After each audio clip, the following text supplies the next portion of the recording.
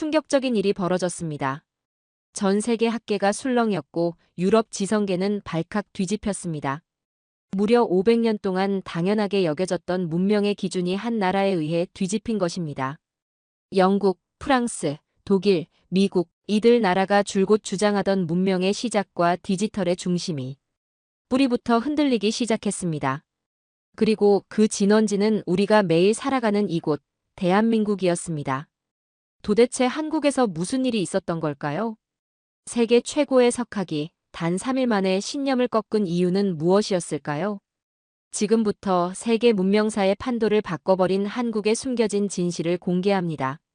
그 전에 잠깐 1초 만에 누를 수 있는 좋아요와 구독 버튼을 꾹 눌러주시면 영상 제작에 아주 큰 힘이 됩니다. 그럼 바로 시작하겠습니다. 저는 에드먼드 뉴먼 교수입니다. 옥스퍼드 대학교 세인트 존스 칼리지 소속으로 디지털 문명사와 서구 정치 철학을 가르치고 있습니다. 제 강의실은 항상 학생들로 가득 찼고 케임브리지, 뮌헨 대학교, 소르본 대학 등에서 초청 강연을 해왔습니다. 영국 학술원 회원이기도 하고 BBC 다큐멘터리에 몇 차례 출연한 적도 있습니다. 제 연구 분야에서는 나름 권위자라고 할 수 있겠지요. 하버드 대학 국제 포럼에서 강연을 마치고 난 후였습니다. 자리에는 전 세계에서 온 학자들과 정치인들이 가득했지요. 제가 마지막으로 강조한 내용은 분명했습니다. 디지털 세계의 설계는 유럽이 했고 미국은 그 틀을 기반으로 실행에 옮겼습니다. 아시아 국가들, 특히 한국은 놀라운 속도로 발전했지만 그건 서구의 청사진을 효율적으로 따랐기 때문이죠. 빠른 구현 능력은 정말 대단합니다만 원천 기술과 철학적 토대는 결국 서구에서 온 것이니까요. 청중들의 박수가 쏟아졌습니다. 당연한 사실을 말했을 뿐인데 말이죠. 그런데 질의응답 시간에 한 동양계 학생이 손을 들었습니다. 교수님, 그렇다면 왜 지금 한국이 모든 분야에서 앞서가고 있나요? 시스템도 기술도 오히려 미국과 유럽보다 나은데요. 순간 말문이 막혔습니다. 물론 반박할 말은 있었습니다. 효율성이 근본적인 혁신을 의미하지는 않는다라고요. 하지만 이상하게도 머릿속에 의문이 하나 생겼습니다. 뿌리 없는 시스템이 어떻게 이렇게 안정적으로 지속될 수 있을까? 처음으로 진지하게 든 의문이었습니다. 포럼이 끝난 후 메일함을 정리하다 서울대학교에서 온 포럼 초청장을 발견했습니다. 디지털 문명과 그 근원에 대한 재고찰이라는 주제로 강연을 해달라는 내용이었죠. 한상우 교수라는 분의 서명이 있었습니다. 사실 이런 중소규모 국제 포럼 초청은 한 달에도 수십 개씩 받곤 합니다. 대부분 조교를 통해 정중히 거절하는 편이고요. 특히 아시아에서 오는 초청은 일정 조율이 어려워 잘 수락하지 않는 편이었습니다. 하지만 이번엔 조금 달랐습니다. 그 학생의 질문이 계속 머릿속을 맴돌았거든요. 호기심이 생겨 노트북을 열고 한국의 디지털 시스템에 대해 검색해 보았습니다. 전자정부 평가 세계 1위, 초고속 인터넷 보급률 세계 최고, 핀테크 기술 혁신, 스마트시티 구현. 표면적으로는 익히 알던 사실이었지만 그 성공이 단순한 모방을 넘어선 무언가가 있어 보였습니다. 단순히 모방이라면 창조적인 발전이 없어야 하는데 한국은 이미 여러 분야에서 선구자적 위치에 서 있었습니다. 디지털 행정, 금융 시스템, 헬스케어 네트워크까지. 어쩌면 제가 놓치고 있는 것이 있는 건 아닐까요? 결국 서울대 초청을 수락했습니다. 단순한 호기심이 아니었습니다. 진정한 학자로서 제 이론에 의문이 생겼다면 현장에서 그 답을 찾아야 한다고 생각했기 때문입니다. 혹시 그 의문에 대한 답을 찾을 수 있지 않을까? 속으로 중얼거리며 출발 준비를 했습니다. 16시간의 비행, 그리고 제가 알던 세계와는 전혀 다른 곳으로의 여정이 시작되었습니다. 긴 비행 끝에 인천국제공항에 도착했습니다. 출구로 나오자 에드먼드 뉴먼 교수님이라고 쓰인 팻말을 든 한상우 교수가 직접 마중 나와 있었습니다. 50대 중반쯤 되어 보이는 그는 정중한 인사말로 저를 맞이했습니다. 뉴먼 교수님, 먼 길 오시느라 고생 많으셨습니다. 제가 한상우입니다. 제 차로 호텔까지 모셔다 드리겠습니다. 한 교수는 제 캐리어를 챙겨 주차장으로 안내했습니다. 그의 차는 최신형 전기차였습니다. 차에 오르자 내비게이션을 음성으로 설정하고 호텔 주소를 말했습니다. 창밖으로는 서울의 밤 풍경이 펼쳐졌습니다. 이번 방문 일정은 사흘로 예정되어 있습니다. 첫날은 세종시 스마트시티 탐방, 둘째 날은 서울 역사박물관과 한국행정연구원 방문, 마지막 날은 서울대에서 포럼을 개최할 예정입니다. 호텔 체크인을 마치고 그는 저녁 식사를 제안했습니다. 대학 근처 한 식당에서 식사하면서 한 교수는 제 연구에 대해 상세히 언급했습니다. 제 이론을 꽤 깊이 이해하고 있는 듯 했습니다. 그러다 갑자기 그가 의미심장한 미소를 지으며 말했습니다. 사실 뉴먼 교수님, 이번 초청에는 특별한 의도가 있습니다. 교수님의 관점에 새로운 시각을 더해드리고 싶었습니다. 무슨 말씀이신지요? 교수님께서 말씀하신 한국의 디지털 성공은 서구 시스템의 효율적 모방이라는 견해에 대해 다른 측면을 보여드리고 싶었습니다. 혹시 그 전제가 완전하지 않다면 결론도 달라질 수 있지 않을까요? 순간 불쾌했습니다. 내 이론에 오류가 있다고? 이건 날 가르치겠다는 건가? 하지만 학자로서의 호기심이 불쾌함을 누르고 올라왔습니다. 흥미롭군요. 어떤 증거가 있으신가요? 내일부터 사흘간 직접 보여드리겠습니다. 오늘은 시차 적응으로 피곤하실 테니 충분히 쉬시고요. 다음 날 아침, 한 교수는 호텔로 차를 가지고 왔습니다. 우리는 서울에서 세종시로 향했습니다. 약 2시간 정도 고속도로를 달리자 세종시에 도착했습니다. 한국의 행정수도라는 이곳은 처음부터 스마트시티로 설계되었다고 했습니다. 이 도시는 빅데이터와 AI를 기반으로 설계됐습니다. 전력, 교통, 행정, 쓰레기 처리까지 모든 것이 데이터로 연결되어 있죠. 세종시 스마트시티 통제센터에 들어서자 거대한 디스플레이 화면들이 도시 전체의 상황을 실시간으로 보여주고 있었습니다. 교통 흐름, 에너지 사용량, 공기질까지 모든 것이 그래프와 수치로 표시되고 있었습니다. 인상적이군요. 하지만 이건 기술일 뿐입니다. 시스템 설계는 결국 철학의 산물이죠. 효율성을 극대화한 시스템이라고 볼 수 있겠군요. 한 교수는 미소를 지었습니다. 맞습니다.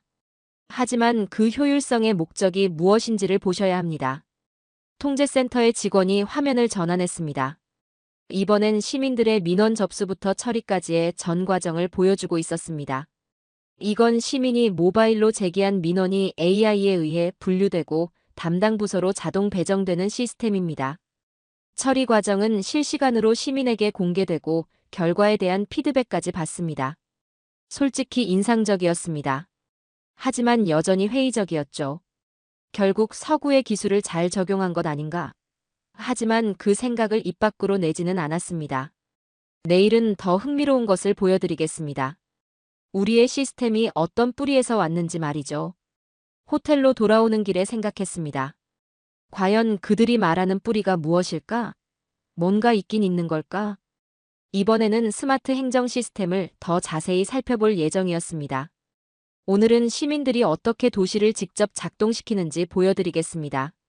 스마트 시스템의 핵심은 기술 자체가 아니라 시민과 행정이 실시간으로 소통하는 방식입니다. 한 교수는 저를 서울시 시민참여 정책 플랫폼 센터로 안내했습니다. 대형 화면에는 실시간으로 시민들의 의견이 접수되고 처리되는 과정이 표시되고 있었습니다. 이곳에서는 시민들이 제안한 정책이 실시간으로 등록되고 분류됩니다. 일정 수 이상의 동의를 받은 제안은 자동으로 담당 부서로 배정되고 검토 과정과 결과가 모두 공개되죠. 지난 한 달간 접수된 시민 제안 5,000건 중 80% 이상이 이미 처리 완료 상태였습니다. 이런 시스템이 가능한 이유는 무엇인가요? 제가 물었습니다. AI 기반 민원 자동 분류 시스템 덕분입니다. 모든 민원은 내용에 따라 자동으로 분류되고 적절한 부서로 배분됩니다. 처리 과정이 투명하게 공개되기 때문에 담당자들은 신속하게 대응할 수밖에 없고요. 저는 실제로 앱을 다운로드하고 이 버스 정류장에 의자가 필요합니다라는 민원을 등록해 보았습니다. 놀랍게도 2분 후에 접수 확인 메시지가 왔고 검토 예정 날짜까지 알려주었습니다. 이런 시스템이 효율적으로 작동할까요? 행정 부담이 커지지 않나요? 오히려 반대입니다. 시민들이 직접 문제를 발견하고 신고하기 때문에 행정이 모든 것을 모니터링할 필요가 없습니다. 시민들이 센서 역할을 하는 거죠. 저는 점점 더 놀라고 있었습니다. 이건 단순한 기술 도입이 아니라 시민과 행정의 관계를 근본적으로 재정의하는 시스템이었습니다. 이건 영국이나 미국에서도 아직 완전히 구현하지 못한 모델인데, 한 교수가 말했습니다. 내일은 이 모든 시스템의 역사적 뿌리를 보여드리겠습니다. 이것이 단순한 서구 모델의 도입이 아니라 수백 년 전부터 이어져 온 한국만의 시스템 철학이라는 증거를 말이죠. 다음 날, 한 교수는 저를 서울 역사박물관과 한국행정연구원으로 안내했습니다. 박물관에 도착하자 그는 특별한 미소를 지었습니다. 오늘은 교수님의 이론에 진정한 도전이 될 만한 것들을 보여드리겠습니다. 우리는 먼저 조선시대 과학행정 전시실로 들어갔습니다. 첫 번째로 눈에 띈 것은 원통형 금속 구조물이었습니다. 이것이 치구기입니다. 1441년 세종대왕 시대에 발명된 세계 최초의 표준화된 강우량 측정 장치입니다. 저는 믿기지 않았습니다. 1441년이라고요? 갈릴레오가 온도계를 발명한 것이 1600년대 초반인데. 한 교수는 고개를 끄덕였습니다. 더 놀라운 것은 조선 왕조가 전국 각지에 이 치구기를 설치하고 모든 지방관청이 강우량을 측정해 중앙에 보고하도록 했다는 점입니다. 이것은 국가 차원의 데이터 수집 네트워크의 시초였죠. 저는 잠시 생각에 잠겼습니다. 영국의 기상 관측 네트워크가 체계화된 것은 19세기 중반이었는데 조선은 그보다 400년이나 앞서 있었다니. 다음으로 우리는 큰 북 모양의 전시물 앞에 섰습니다. 이것이 신문고입니다. 백성들이 억울한 일이 있으면 이 북을 쳐서 임금에게 직접 호소할 수 있었죠. 중요한 점은 민원이 접수되면 철저하게 기록되고 처리 과정이 문서화되었으며 결과가 당사자에게 통보되었다는 겁니다. 마치 현대의 민원 처리 시스템과 같군요. 저도 모르게 말이 나왔습니다. 정확합니다. 오늘날 한국의 행정 시스템은 이런 전통에서 비롯되었습니다. 단순히 서구 모델을 수입한 것이 아니라 우리 고유의 시스템이 디지털로 구현된 것이죠. 마지막으로 우리는 정교한 지도 앞에 섰습니다. 이것은 대동여 지도입니다. 1861년 김정호가 만든 지도인데 단순한 지도가 아닙니다. 도로망, 산맥, 하천은 물론 거리 정보와 이동 시간까지 표시되어 있습니다. 오늘날의 지리정보 시스템과 정확히 같은 개념이죠. 저는 지도를 자세히 살펴보았습니다. 정말로 현대 GIS의 원리가 그대로 적용되어 있었습니다. 영국에서 이런 정밀한 지도가 만들어진 것은 19세기 후반 측량국이 설립된 이후였는데 한국행정연구원으로 이동하면서 저는 묵묵히 생각에 잠겼습니다. 연구원에서는 조선시대의 행정문서들이 어떻게 디지털화되고 분석되는지 볼 수 있었습니다. 한 교수가 문서를 가리키며 말했습니다. 이것은 목민심서입니다. 1800년대 초 정약용이 쓴 지방행정 매뉴얼인데 행정과 의사결정의 모든 영역을 체계화했습니다. 현대의 행정학 교과서와 다를 바가 없죠. 저는 망연자실했습니다. 제가 평생 믿어온 서구 중심의 시스템 설계라는 관점이 흔들리고 있었습니다. 이런 유산들이 오늘날 한국의 디지털 시스템과 어떻게 연결된다는 말씀인가요? 바로 그 점을 말씀드리고 싶었습니다. 조선은 종이와 붓으로 디지털 문명의 철학을 이미 설계했습니다. 데이터 수집, 체계적 분류, 정책 반영, 그리고 시민 피드백이라는 순환 구조가 이미 존재했습니다. 지금의 한국 디지털 시스템은 이런 전통적 행정 철학이 현대 기술과 만난 결과물입니다. 호텔로 돌아오는 길에 저는 깊은 생각에 잠겼습니다. 이 모든 것이 사실이라면 내 이론의 핵심 가정이 잘못된 것 아닐까? 뿌리가 없다고 생각했는데 오히려 서구보다 더 깊은 뿌리가 있었던 것인가? 다음 날, 한 교수는 저를 서울대학교 인공지능연구소로 안내했습니다. 저는 이미 깊은 생각에 빠져 있었습니다. 어제 본 조선시대의 행정 시스템과 과학기술이 서구보다 앞서 있었다는 사실이 놀라웠지만 그것과 현대 디지털 시스템의 연결성에 대해서는 아직 의문이 있었습니다. 오늘은 한글, 즉 훈민정음이 단순한 문자가 아니라 알고리즘적 사고의 산물이었음을 보여드리겠습니다. 한 교수가 말했습니다. 연구소에 도착하자 박 교수라는 인공지능 전문가가 우리를 맞이했습니다. 뉴먼 교수님, 한글에 대해 들어보셨나요? 물론입니다. 한국의 고유 문자 체계죠. 그렇습니다. 하지만 한글은 단순한 문자 체계가 아닙니다. 이것은 음성학, 언어학, 철학이 결합된 체계적인 시스템입니다. 박 교수는 슬라이드를 보여주기 시작했습니다. 한글의 자음은 발음 기관의 모양을 본떠 만들어졌고, 모음은 천지인, 즉 하늘과 땅과 사람이라는 철학적 개념을 시각화했습니다. 여기서 중요한 점은 이 글자들이 조합 규칙에 따라 모든 소리를 표현할 수 있다는 것입니다. 이는 알고리즘의 기본 원리와 같습니다. 다음으로 그는 한글을 기반으로 한 AI 문서 분석 시스템을 보여주었습니다. 이 시스템은 한글의 구조적 특성을 활용해 문서를 음소 단위로 분해하고 의미를 재구성했습니다. 영어나 중국어 기반 AI 시스템과 비교해 보겠습니다. 화면에는 같은 텍스트를 분석한 세 가지 다른 AI 시스템의 결과가 나타났습니다. 놀랍게도 한글 기반 시스템이 훨씬 더 정확한 의미 분석을 보여주었습니다. 한글은 음소 단위로 분해와 결합이 가능하기 때문에 데이터 처리와 자연어 이해에 있어 근본적인 이점이 있습니다. 이는 한글이 단순한 문자가 아니라 일종의 언어 알고리즘이었기 때문입니다. 다음으로 그들은 법률 문서 자동 해석 시스템을 시연했습니다. 복잡한 법률 문서가 입력되자 시스템은 문서를 분석하고 핵심 내용과 판단 근거까지 도출해냈습니다. 이 기술이 가능한 이유는 한글의 구조적 특성 때문입니다.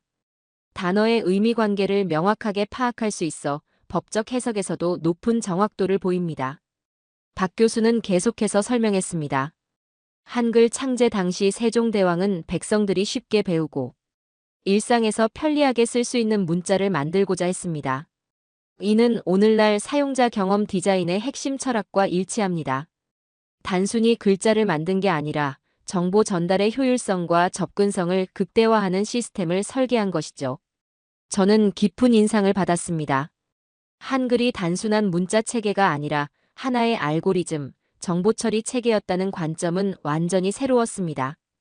그렇다면 현대 한국의 디지털 시스템이 이런 철학적 배경을 갖고 있다는 말씀인가요? 한 교수가 대답했습니다. 정확합니다. 한국의 디지털 시스템이 효율적인 이유는 단순히 서구의 기술을 잘 모방해서가 아닙니다. 우리 고유의 체계적 사고방식과 시스템 설계 철학이 현대 기술과 만났기 때문입니다. 연구소를 나오면서 저는 깊은 생각에 잠겼습니다. 단순한 문자라고만 생각했던 한글이 사실은 정교한 정보처리 시스템의 토대였다니. 제가 알던 디지털 문명의 역사가 새롭게 쓰여지는 듯 했습니다. 다음 날, 한 교수는 저를 서울 도심에 위치한 스마트시티 관제센터로 안내했습니다. 이곳은 도시 전체의 CCTV, 공공 와이파이, 교통 시스템, 환경 센서 등을 통합 관리하는 시설이었습니다. 이곳에서 보여드릴 것은 한국 디지털 시스템의 또 다른 측면입니다. 서구에서는 종종 감시 사회라고 비판하는 부분이죠. 솔직히 말해서 저도 한국의 광범위한 CCTV 설치와 주민등록번호 기반 신원 확인 시스템, 공공장소의 데이터 수집 등에 대해 비판적인 시각을 가지고 있었습니다. 개인정보와 프라이버시 침해 문제를 여러 번 언급한 적도 있습니다. 사실 저도 그런 측면의 우려를 표한 적이 있습니다. 지나친 데이터 수집은 결국 개인의 자유를 제한하게 되죠. 한 교수는 고개를 끄덕였습니다. 당연한 우려입니다. 하지만 한국의 시스템은 서구와는 다른 철학에 기반하고 있습니다. 감시가 아닌 신뢰를 바탕으로 하죠. 관제센터 책임자가 우리에게 다가왔습니다. 실제 사례를 하나 보여드리겠습니다. 지난달 실종된 치매 노인을 찾는 과정입니다. 대형 화면에는 도시 전체의 CCTV 네트워크가 표시되었습니다. 실종 신고가 접수되자 AI 시스템이 자동으로 주변 CCTV를 분석하기 시작했습니다. 불과 5분 만에 노인의 위치가 확인되었고 근처의 경찰관이 안전하게 가족에게 인계했습니다. 인상적이군요. 하지만 이런 시스템은 결국 시민을 24시간 감시하는 것 아닌가요? 그때 관제센터 책임자가 노트북을 열고 제게 보여주었습니다. 이것은 CCTV 정보 접근 로그입니다. 모든 CCTV 데이터에 접근한 사람, 접근 이유, 접근 시간이 자동으로 기록됩니다. 그리고 이 정보는 시민들에게 완전히 공개됩니다. 저는 놀랐습니다. 시민들이 직접 볼 수 있다고요? 네, 누구든지 자신과 관련된 CCTV 정보 접근 기록을 조회할 수 있습니다. 불필요한 접근이 있었다면 즉시 신고할 수 있고 담당자는 접근 이유를 소명해야 합니다. 다음으로 우리는 공공 와이파이 관리 시스템으로 넘어갔습니다. 여기서도 마찬가지로 모든 접속 기록이 투명하게 관리되고 사용자가 직접 확인할 수 있었습니다. 여기서 중요한 점은 감시하는 자와 감시받는 자의 관계가 양방향이라는 겁니다. 정부가 시민을 감시하는 것이 아니라 시민도 정부를 감시합니다. 이것이 우리가 말하는 신뢰 사회입니다. 저는 학교의 전자출결 시스템과 건강보험 데이터 통합관리 시스템도 살펴보았습니다. 모든 시스템에는 공통점이 있었습니다. 데이터 수집은 광범위하지만 그 과정과 사용이 완전히 투명했고 시민들이 직접 통제할 수 있었습니다. 한 교수가 마지막으로 말했습니다. 서구의 디지털 시스템은 개인정보 보호를 위해 데이터 수집 자체를 제한하는 방향으로 발전했습니다. 반면 한국은 데이터를 충분히 수집하되 그 과정과 사용을 투명하게 공개하는 방식을 택했죠. 이것은 조선시대부터 이어져 온 신뢰 기반 행정의 현대적 구현입니다. 저는 깊은 인상을 받았습니다. 그동안 지나친 감시라고만 생각했던 시스템이 사실은 시민과 정부 간의 상호 신뢰를 바탕으로 한 것이었습니다. 통제가 아니라 시민 주권을 실현하는 도구였던 것입니다. 호텔로 돌아오는 길에 저는 제 강연 자료를 다시 생각했습니다. 이제는 더 이상 한국의 디지털 시스템을 단순히 서구 모델의 효율적인 복제라고 설명할 수 없을 것 같았습니다. 호텔 방으로 돌아온 저는 깊은 생각에 잠겼습니다. 지난 며칠간 본 것들이 마치 영화처럼 머릿속을 스쳐 지나갔습니다. 세종시의 스마트 행정 시스템, 조선시대의 치구기와 신문고, 대동여지도, 그리고 한글의 알고리즘적 구조. 마지막으로 본 신뢰 기반의 디지털 사회까지. 책상에 놓인 제 노트북을 열고 다음날 있을 서울대학교 포럼의 기조 강연 자료를 펼쳐보았습니다. 제목은 디지털 문명의 발전과 아시아의 모방이었습니다. 하지만 이 제목이 이제는 너무 어색하게 느껴졌습니다. 창밖으로 서울의 밤 풍경이 보였습니다. 빌딩들 사이로 반짝이는 불빛들, 그 아래에서 움직이는 수많은 사람들. 불과 며칠 전까지만 해도 이 도시의 디지털 시스템은 제게 서구 기술의 효율적인 복제품에 불과했습니다. 하지만 이제는 달랐습니다. 나는 학자다. 진실 앞에서는 겸손해야 한다. 소리내어 중얼거리며 강연 자료를 처음부터 다시 작성하기 시작했습니다. 새 강연의 제목은 문명국가, 한국 시스템의 재정의로 바꾸었습니다.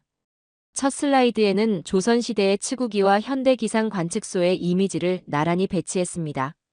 두 번째 슬라이드에는 신문고와 현대 민원 처리 시스템의 흐름도를 비교했습니다.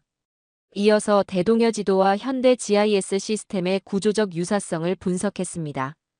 유럽 설계, 미국 실행, 한국 활용이라는 기존의 도식을 완전히 폐기했습니다. 대신 디지털 문명의 발전에 있어 다양한 문화권의 고유한 기여를 인정하는 새로운 관점을 제시했습니다. 특히 한글의 알고리즘적 구조가 현대 자연어 처리 기술에 주는 시사점을 자세히 설명했습니다. 또한 조선의 행정 철학이 현대 한국의 시민 참여형 디지털 거버넌스로 이어지는 흐름을 강조했습니다. 마지막으로 신뢰 기반 디지털 사회의 개념을 소개하며 이것이 서구의 프라이버시 중심 접근법과는 다른 대안적 모델임을 설명했습니다. 두 모델 사이의 우열을 가리기보다는 각각의 문화적, 역사적 맥락에서 이해해야 함을 강조했습니다. 밤새 작업한 끝에 완전히 새로운 강연 자료가 완성되었습니다. 그것은 단순히 사실 몇 개를 수정한 것이 아니라 디지털 문명의 발전에 대한 제 시각 자체를 근본적으로 바꾸는 작업이었습니다. 새벽녘 마지막 슬라이드를 완성하며 창밖을 바라보았습니다. 동이 트기 시작하는 서울의 풍경이 새롭게 보였습니다. 이곳은 단순히 서구 문명의 성공적인 복제품이 아니라 독자적인 시스템 철학을 가진 고유한 문명이었습니다. 500년 전 시작된 데이터 철학. 그것이 지금 AI와 연결되어 세계를 선도하고 있습니다. 저는 마지막 슬라이드에 이 문장을 적었습니다. 그리고 노트북을 덮고 잠시 눈을 감았습니다. 진정한 학자로서 새로운 증거 앞에서 겸손하게 자신의 이론을 수정하는 것이야말로 학문적 정직성의 표현이라고 생각했습니다. 전화기가 울렸습니다. 한 교수였습니다. 준비되셨나요, 뉴먼 교수님? 오늘 포럼에 많은 분들이 오실 예정입니다. 네, 준비됐습니다. 제가 이번 방문에서 배운 것들을 모두와 나누고 싶군요. 전화를 끊고 창밖을 바라보니 아침 햇살이 서울의 빌딩들을 비추고 있었습니다. 새로운 관점으로 세상을 바라보는 신선한 아침이었습니다. 서울대학교 국제회의장은 학자들과 정책 담당자들로 가득 찼습니다. 미국, 영국, 프랑스, 독일, 일본 등 각국에서 온 디지털 문명 연구자들과 한국의 전문가들이 자리를 함께했습니다. 저는 단상에 올라 청중을 바라보았습니다. 모두가 저의 발표를 기대하는 눈치였습니다. 여러분, 안녕하십니까? 옥스퍼드 대학교의 에드먼드 뉴먼입니다. 시작부터 예정에 없던 말이 나왔습니다.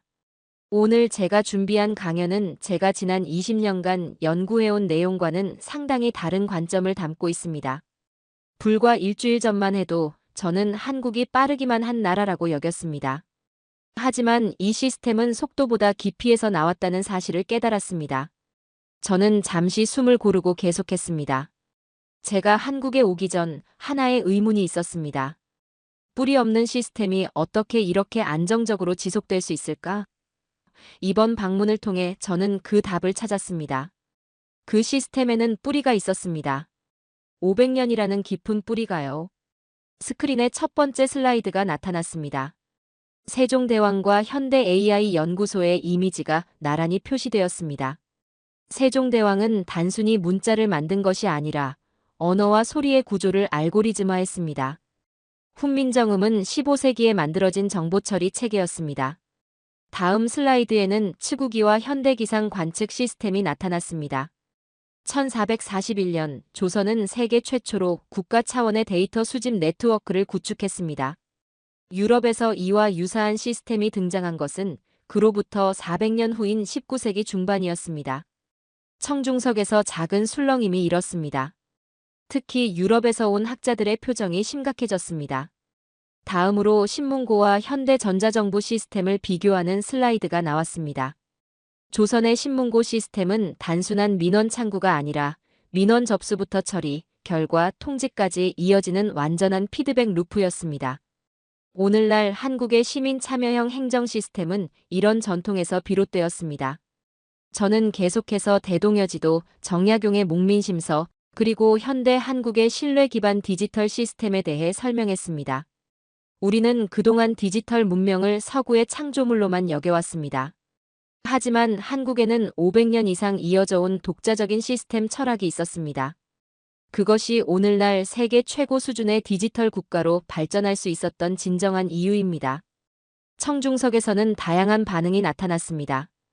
회의적인 표정도 있었고 깊이 고개를 끄덕이는 이들도 있었습니다. 심지어 동아시아학 교수들조차 놀란 표정으로 메모를 하고 있었습니다. 마지막 슬라이드에는 단 한 줄의 문장이 적혀 있었습니다. 한국 500년의 시스템 설계 국가. 강연을 마치고 질의응답 시간이 이어졌습니다. 예상대로 많은 질문과 때론 비판도 있었습니다. 하지만 제가 제시한 역사적 증거들 앞에서 기존의 서구 중심적 관점은 점차 힘을 잃어갔습니다. 포럼이 끝난 후 한 교수가 다가와 제 손을 잡았습니다. 뉴먼 교수님, 정말 감사합니다. 학자로서의 용기와 정직함을 보여주셨어요. 문명의 발전은 어느 한 지역의 독점물이 아니라 서로 다른 문화권이 각자의 방식으로 기여해온 결과라는 것을 말이죠. 저는 미소를 지었습니다. 당신이 옳습니다. 문명의 중심은 이제 서구만의 것이 아닙니다. 우리는 그동안 보지 못했을 뿐입니다. 귀국 비행기 안에서 저는 이번 방문의 경험을 정리하는 새 책의 개요를 작성하기 시작했습니다. 이 책은 분명 제 학계에 큰 파장을 일으킬 것입니다. 하지만 그것이 진정한 학자의 역할이 아닐까요? 진실을 찾아 기존의 관점에 도전하는 것 말입니다. 오늘의 사연은 여기까지입니다. 우리는 그저 빠른 나라가 아니었습니다. 500년 전 장영실이 하늘을 읽고 세종대왕이 백성의 소리를 기록했을 때부터 우리는 설계하고 있었습니다. 세계는 이제야 그 사실을 깨닫고 있습니다. 조용히, 그러나 치밀하게 문명의 구조를 다시 짜고 있던 나라. 바로 대한민국입니다. 한때는 뒤처진 나라로 여겨졌지만 이제는 세계가 배우고 따라야 할 새로운 기준이 되었습니다. 대한민국은 문명국가입니다. 오늘도 우리는 시민과 기술과 국가가 함께 만드는 살아있는 시스템을 만들어가고 있습니다. 긴 영상 시청해주셔서 감사합니다. 내일은 더 좋은 영상으로 찾아오겠습니다.